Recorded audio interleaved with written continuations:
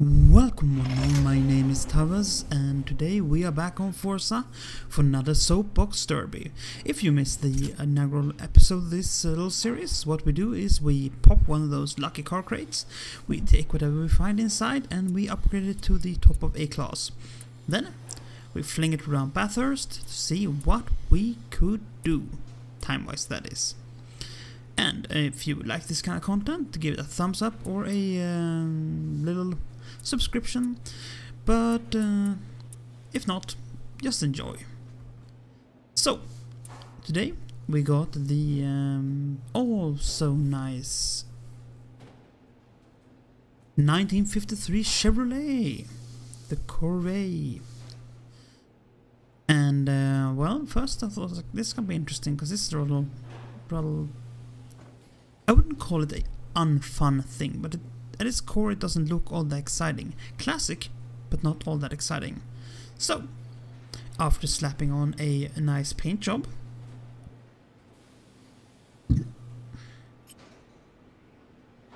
and doing a mild amount of upgrading, mild. Basically what we did was stick in a very big engine, a pair of very big brakes and some ridiculously large tires. We took this to the track.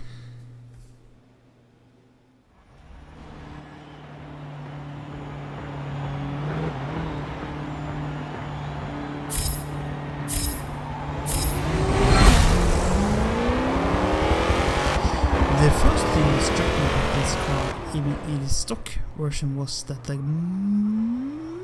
monstrous sound it makes. It makes a simply awesome noise, and it didn't lose much of that upgrading. Sometimes cars does that because of weird things happen. Secondly, I found out this car is actually surprisingly good around corners. That was not something I was expecting. But on the other hand, we do have tires that are just about one step down from drag tires, so well, it's not that surprising actually. And well, compared to the last thing we threw around this track, which was a Ute, I think, an old Ute, this thing actually handles the track like a champ. My driving, on the other hand, is not like a champ, but the car is solid. And if it was for the fact that it breaks pretty much every restriction there is set for its class and group, I would actually take it into an A-class race, but I can't because it breaks every rule. And that is on one hand good that the rules are there, so make online racing a bit more even, but on the other hand I would really like to take this thing into one of those races. But it is what it is. Now, one could argue that this is a bit of cheating, because the car is very light and not particularly advanced to begin with. And with all the modern upgrades to it, it becomes a very good car. But we also have to remember this is a very old car. It has barely no science behind it. I mean, of course there's science behind it. I mean, the people who made it probably put a lot of science behind it. But compared to a modern car, it is about as sophisticated as throwing a brick. A very good looking brick, but a brick nonetheless. So for this car to actually handle the track like it does, I'm surprised. I mean, don't know why I'm surprised, but I'm surprised. Probably that says more about my knowledge of 56 era's cars than it does anything else, but I was expecting this thing to handle way worse. Good speed, but poor handling. And that is pretty much how things turned out around the stock version. This version though, So, while this might not be representative of what will come going forward, I think this car might be difficult to beat. And if I give myself a few more laps, okay, quite a few more laps, it would be a very difficult beast to actually slay.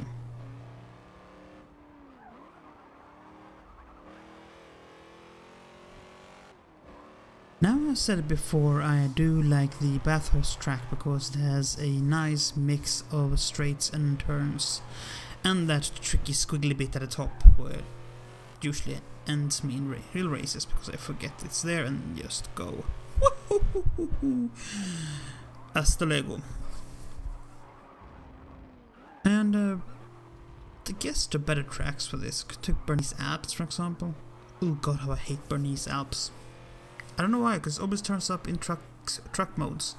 I'm like, why are we on Bernese Alps in trucks? Because they're not really designed for this track. They're evil. They're horrible. But it's what it is. It's also worth pointing out that the settings I run for this car are all the aids apart from the braking line turned off, and I use automatic gearbox.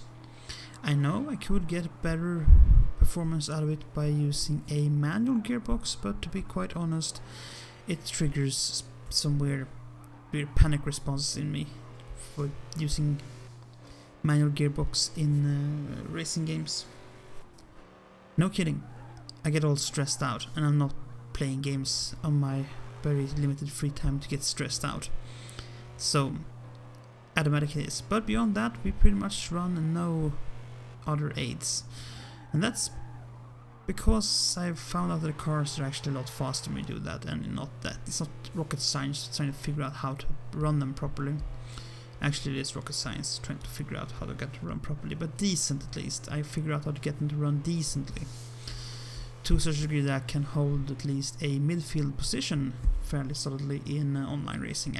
No way near top positions, but for my rank I do hold a nice solid middle position, which is for intents purposes where you're supposed to be, if the ranking system works the way it should be. But that means running older cars sometimes get a bit sketchy, especially if they have big engines and a lot of power. That pretty much was what did me in with the Ute.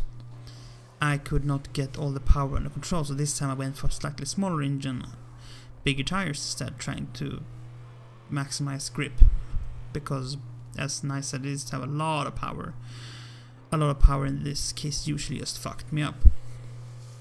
But you know what? It seems to work this time, so I think this will be the strategy going forward. I am going to make a rerun series, sort of, where I put more time into tuning the cars more and trying to figure out where the optimal tunes are.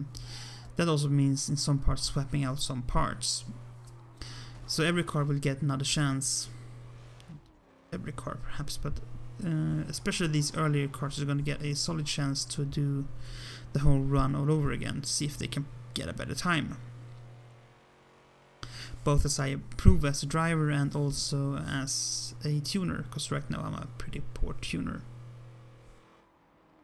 But I'm going to let you enjoy the last quivering minutes of this race, and then I'll just pop back in the end.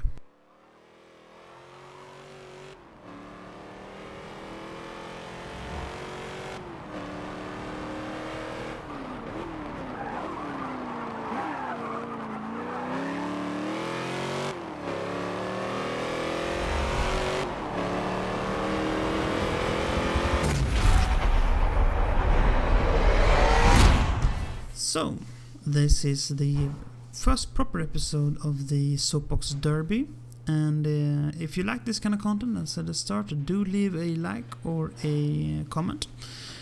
And if you really like this kind of content or watch me grow as a channel, do give me a subscribe. But until next time, stay safe, be kind, and play fair. Bye!